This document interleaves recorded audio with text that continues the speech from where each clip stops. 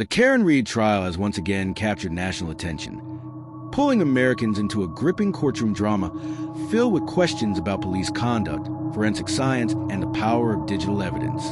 The case began with the January 2022 death of Boston police officer John O'Keefe, who was found in the snow outside a fellow officer's home. Prosecutors argued that his girlfriend, Karen Red, backed her Lexus SUV into him during an argument, leaving him injured in a storm. From the start, the case divided the public, with some seeing Red as a reckless driver and others believing she was being framed.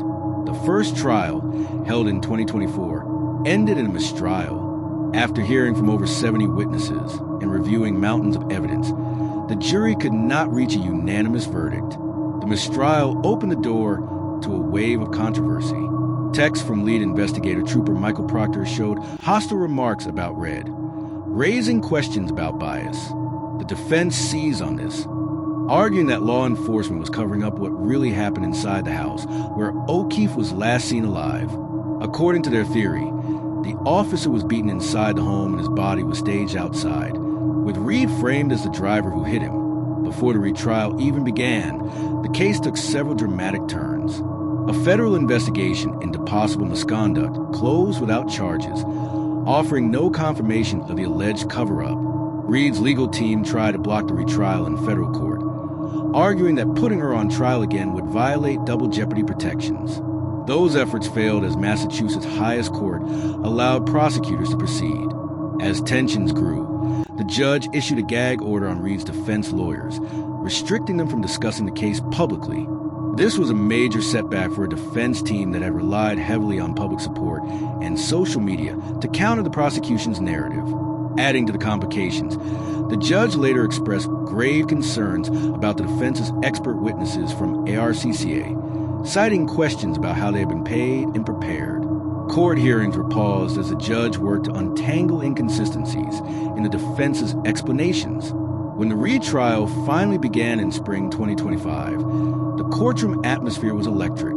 Prosecutors leaned heavily on digital and forensic evidence, especially data pulled from Reed's SUV. They claimed that onboard diagnostic information showed the SUV shifting into reverse and accelerating at the moment they say she hit O'Keefe. Fragments from her taillight were found near his body in the snow, and prosecutors insisted this was proof of a collision, but the defense fought every point.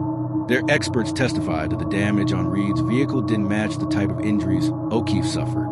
They argued that the taillight shards could not be definitively matched to her SUV. Even more dramatic was the digital evidence from O'Keefe's phone. Apple health step counts, GPS logs, and timestamp data appear to tell conflicting stories about when and where he moved that night. Prosecutors said the data showed he never made it inside the house. The defense countered that the phone could have been moved or mishandled, and that investigators like Proctor could not be trusted. For weeks, the courtroom saw emotional testimony, sharp exchanges, and detailed scientific debates.